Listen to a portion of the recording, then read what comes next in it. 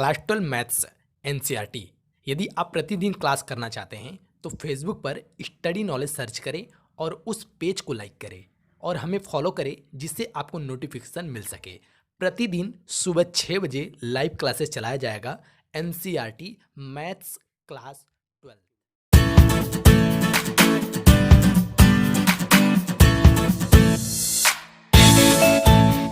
Hello, welcome student.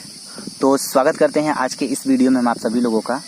आज की video में हम कक्षा 12 वालों के लिए, जो कि एनसीईआरटी पैटर्न पे है, विषय है रसायन विज्ञान का। तो आपको पता है कि रसायन विज्ञान का हम द्वितीय प्रश्न पत्र चला रहे हैं। तो इसके पहले ये सेकेंड चैप्टर है, जैसे कि एल्कोहल, फिनॉल, ईथर। तो इसमें 3 टॉपिक पढ़ना है हमको, एल्कोहल, फिनॉल, ईथर। तो जिसमें से अभी तक हमने एल्कोहल को सेलेक्ट किया है। एल्कोहल में हमको 2 एल्कोहल पढ़ना था, एथिल एल्कोहल और मेथिल एल्कोहल। तो मेथिल एल्कोहल का वीडियो तो हमने बना दिया है पूरा का पूरा, उसको देख लीजिएगा अगर नहीं देखे हैं। तो अब हम स्टार्ट करेंगे आज से एथिल एल्कोहल का। तो ये एथिल एल्कोहल का भाग 1 होगा, ठीक है। चलिए बिना देर किए हम स्टार्ट करते हैं आज के इस बेहतरीन टॉपिक को। तो आज ये भाग 1 है, एथिल एल्कोहल।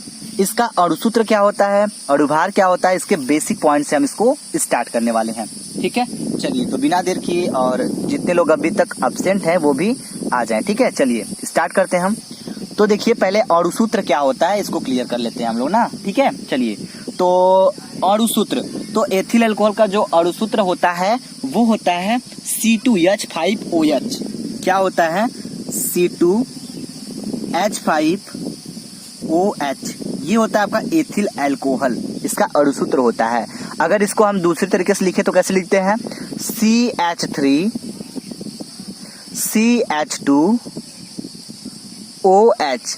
कहीं कहीं हम इसको ऐसे लिखते हैं, ठीक है। तो कहीं कहीं ऐसे लिखते हैं और कहीं कहीं ऐसे लिखते हैं। तो समझ सकते हैं C2H5OH, ये भी एथिल अल्कोहल है, वो भी एथिल अल्कोहल है, ठीक है। अब हम देखेंगे इसके अणुभार को। तो इसका अणुभार कैसे निकलेगा ये चीज आप समझिएगा। तो अणुभार निकालेंगे कैसे हम? पहले इसका सूत्र क्या होता है ये देख लेते हैं, उसके बाद अणुभार निकालते हैं ना। तो इसका सूत्र होता है C2H5OH, ये हो गया इसका सूत्र। अब अणुभार की बात करें तो कार्बन 12 होता है, ठीक है। तो ये हो जाएगा 12 हो जाएगा, 12 गुणे 2, ये हो गया। फिर प्लस हाइड्रोजन आपका कितना होता है? 1 होता है, तो 1 गुणे 5।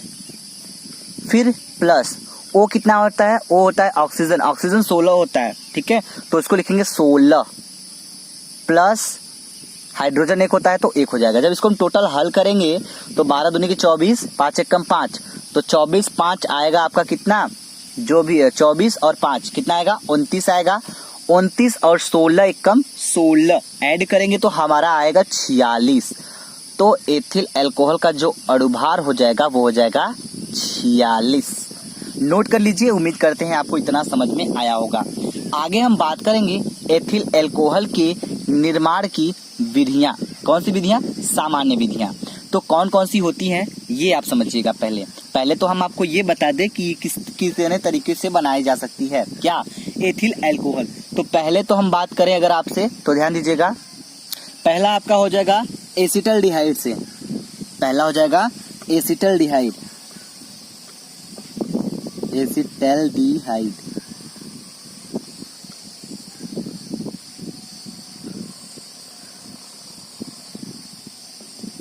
ठीक है, एसिटल्डिहाइड से। और दूसरा क्या हो जाएगा आपका?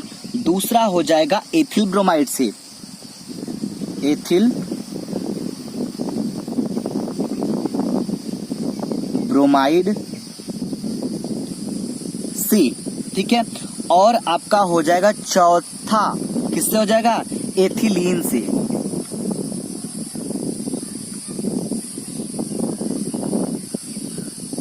ठीक है, एथिलीन से।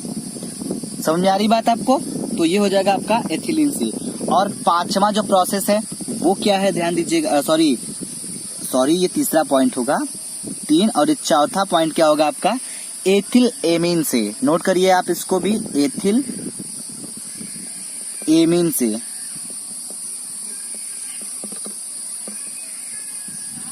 ठीक है, तो ये हो गया आपका एथिल एमीन से। तो ये 3 प्रोसेस से हम आपको एथिल अल्कोहल बनाकर दिखाएंगे, और बहुत ही सिंपल तरीके से बनाकर दिखाएंगे। बस आप उसको ध्यान से समझते हुए चलिएगा, ठीक है। चलिए ध्यान दीजिएगा। तो पहला देखेंगे हम एसिटल्डिहाइड से, ठीक है।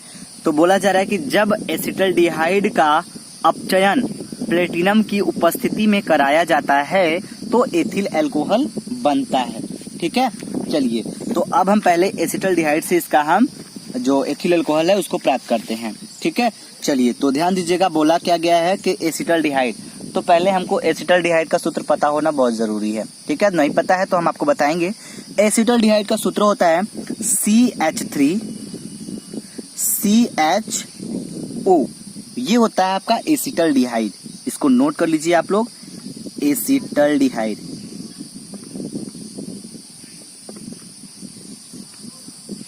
ठीक है।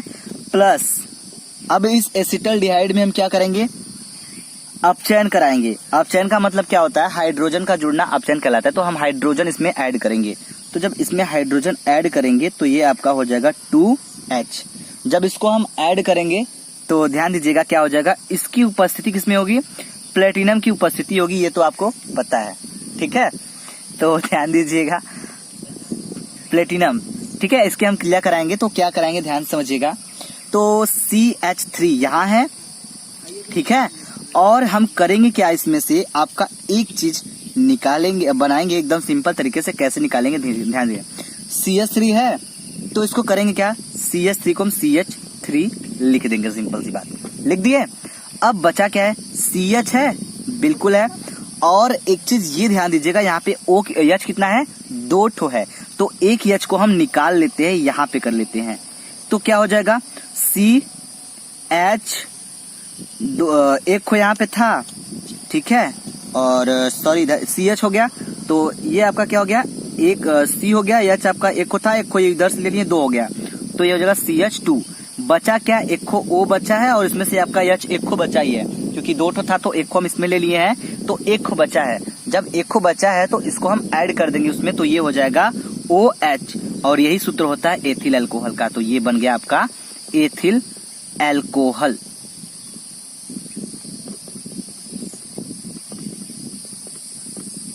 उम्मीद करते हैं आपको समझ में आ गया होगा। यदि आपको समझ में आया तो हमें कमेंट बॉक्स में जरूर बताइएगा कि आपको एथिल अल्कोहल बनाने आ गया एसिटल्डिहाइड से, वो भी सिंपल तरीके से, ठीक है। आगे समझेंगे हम दूसरे प्रोसेस से। तो दूसरे में बताया जा रहा है कि एथिल ब्रोमाइड से।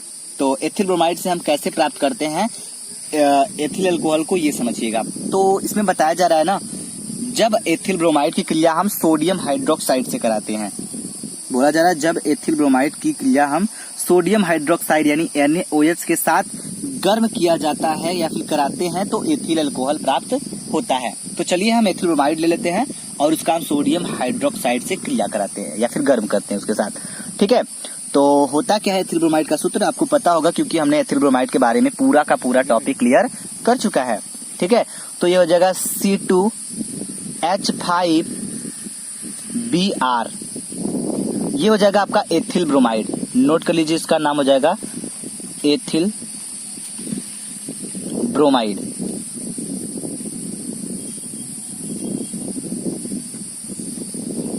ये हो गया एथिल ब्रोमाइड। अब इसमें हम क्या करेंगे, प्लस ऐड करेंगे आपका क्या, सोडियम हाइड्रोक्साइड। तो सोडियम हाइड्रोक्साइड का सूत्र क्या होता है, NaOH। ये हो गया NaOH, सोडियम हाइड्रोक्साइड। अब इसको हम करेंगे क्या, इसको हीट करेंगे, गर्म करेंगे, ठीक है। जब इसको गर्म करेंगे तो हमारा क्या बनेगा, बनेगा सोडियम ब्रोमाइड। कैसे बनेगा, यहां से Br निकालेंगे, यहां से Na निकालेंगे, तो ये आपका NaBr निकल जाएगा।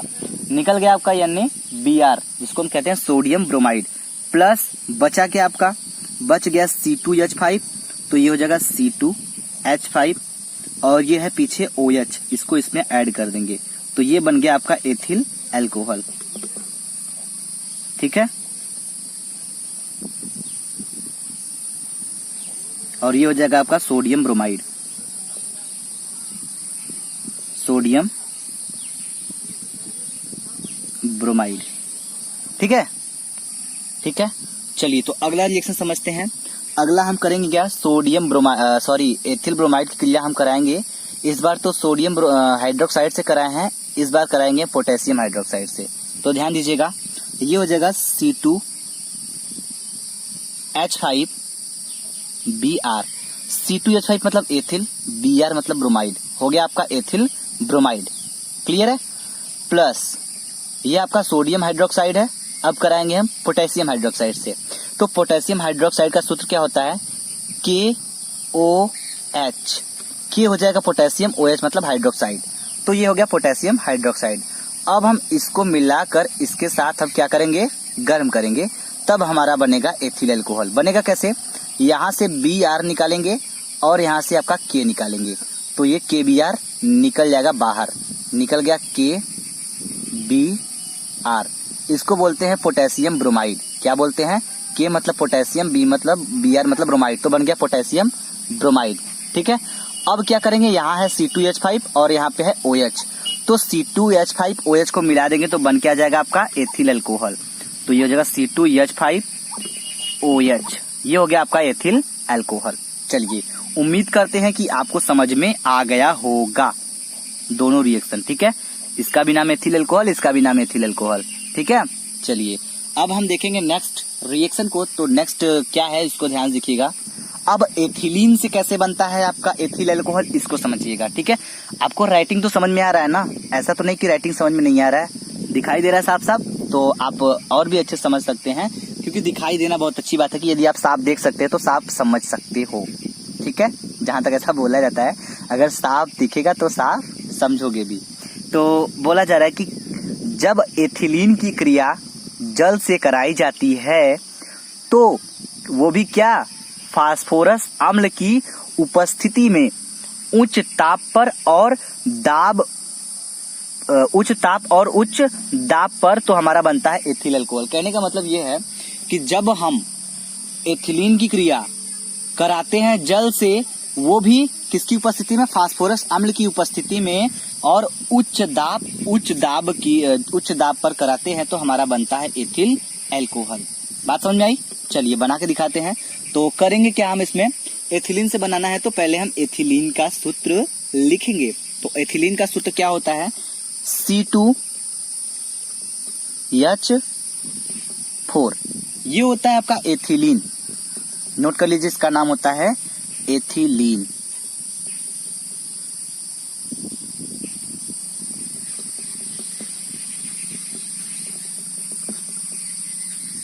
ये हो गया एथिलीन। अब किससे करानी क्रिया? जल से करानी है, तो जल का क्या होता है सूत्र?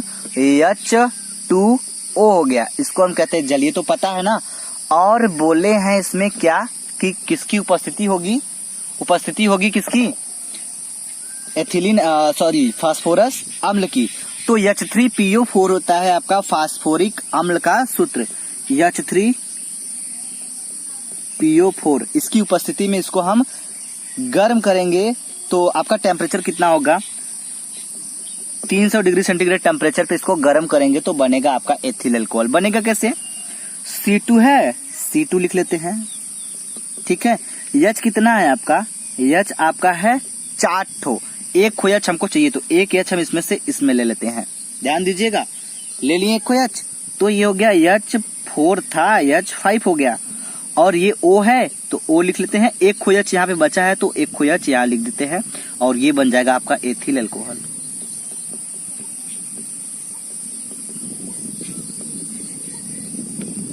चलिए, उम्मीद करते हैं कि आपको ये रिएक्शन भी समझ में आ गया होगा। चलिए आगे देखते हैं हम आपका चौथा पॉइंट, जो कि एथिल एमीन से बनाते हैं। तो कैसे बनाते हैं एथिल एमीन से, ये समझिएगा। ठीक है, तो एथिल एमीन से क्रिया दो पदों में संपन्न होती है। पहला बात करें नाइट्रस अम्ल का निर्माण, तो पहले हम नाइट्रस अम्ल को प्राप्त करेंगे, फिर उसके बाद हम एथिल अल्कोहल को प्राप्त करेंगे। किस प्रकार करेंगे पहले समझते हैं। तो पहला पॉइंट है नाइट्रस अम्ल का निर्माण। कैसे करेंगे? जब नाइट्राइड क्लोराइड अम्ल, ठीक है, जब नाइट्राइड हाइड्रोक्लोरिक अम्ल से क्रिया करता है, सोडियम नाइट्राइड, ये भूल जा रहे हैं यहाँ पे। तो सोडियम नाइट्राइड जब हमारा हाइड्रोक्लोरिक से क्रिया करेगा तो बनेगा नाइट्रस अम्ल। नाइट्रस अम्ल बनेगा कैसे, हम आपके सामने बना के दिखाएंगे। ठीक है, तो पहले ले लेते हैं सोडियम नाइट्राइड का सूत्र। तो सोडियम का सूत्र होता है Na, नाइट्राइड का होता है NO2। ये हो गया NaNO2, सोडियम नाइट्राइड हो गया। प्लस क्या करेंगे हम इसको HCl के साथ गर्म करेंगे। ठीक है, सॉरी HCl के साथ क्रिया कराएंगे तो HCl ले लेते हैं, HCl, इसका नाम है हाइड्रोक्लोरिक, इसको नोट करिएगा, इसका नाम क्या है, नाइट्राइड, सोडियम नाइट्राइड होता है, Na से होता है सोडियम, NO2 से होता है नाइट्राइड, तो सोडियम नाइट्राइड। अब देखिए हम इसको करेंगे क्या, गर्म करेंगे, ठीक है, क्रिया कराएंगे, गर्म करेंगे तो बनेगा आपका एथिल अल्कोहल। बनेगा कैसे ये समझते हैं हम लोग, ठीक है, सॉरी एथिल अल्कोहल नहीं, पहले बनेगा आपका नाइट्रस अम्ल बनेगा ना, उसके बाद एथिल अल्कोहल बनेगा इससे। तो क्या करेंगे हम, यहाँ से आपका Na ले लेंगे और यहाँ से आपका Cl ले लेंगे, पीछे से Cl आगे से Na, तो निकलेगा क्या, NaCl निकल गया, सोडियम क्लोराइड कहते हैं इसको, निकल गया। बचा क्या है, बचा H, तो H लिख देंगे और आपका NO2 पूरा बचा है तो यहाँ पे NO2 लिख देंगे, तो HNO2 आपका क्या हो जाएगा, इसी को कहते हैं नाइट्रस अम्ल, नाइट्रस अम्ल कहते हैं इसको, ठीक है, नोट कर लीजिए।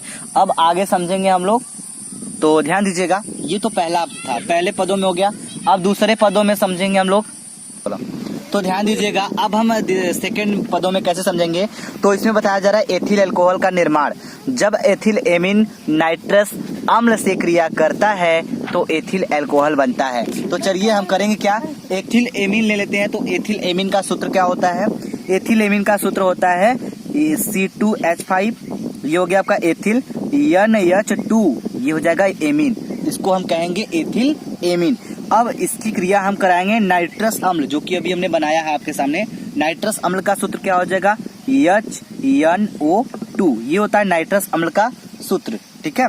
तो इसका नाम नोट कर लीजिए, एथिल एमीन, एथिल एमीन। अब ये हो गया आपका नाइट्रस अम्ल, नाइट्रस अम्ल, क्लियर है। तो इनका नाम क्लियर हो गया, तो अब हम जरा एथिल अल्कोहल को भी बना के लाते हैं। तो ध्यान दीजिएगा कैसे बनेगा, ठीक है ना, सबसे मेन टॉपिक है कैसे बनेगा। तो हम करेंगे क्या, बिल्कुल सिंपल सी बात है, C2H5 को हम यहाँ से उठा लेंगे, चलिए उठा लेते हैं।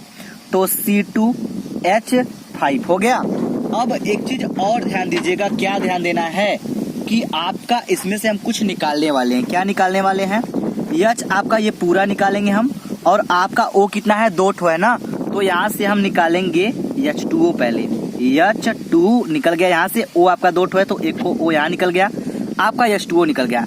अभी आपका एक को O बचा है, ये ध्यान दीजिएगा, और आपका एक को ये H बाकी है। तो इनको भाई साहब को एक साथ करके इसमें लगा देते हैं, तो ये हो जाएगा OH, ये हो गया C2H5OH एथिल अल्कोहल, और ये H2O। अब बच क्या गया है, यहाँ से ये Na भाई साहब बचे हैं और ये Na, एक को ये बचा है, एक को ये, तो एक Na कितना Na, सॉरी Na नहीं N, ठीक है, तो जगह N2, तो ये जगह नाइट्रोजन गैस है, नाइट्रोजन निकल जाएगा आपका। इस तरह से हमारा बन जाएगा एथिल अल्कोहल। चलिए उम्मीद करते हैं कि आपको ये वीडियो आज का समझ में आ गया होगा। यदि आपको ये वीडियो अच्छा लगे तो प्लीज वीडियो को लाइक करिएगा, शेयर करिएगा और हमें कमेंट बॉक्स में कमेंट करके जरूर बताइएगा। Thank you very much video देखने के लिए, थैंक्स फॉर वॉचिंग।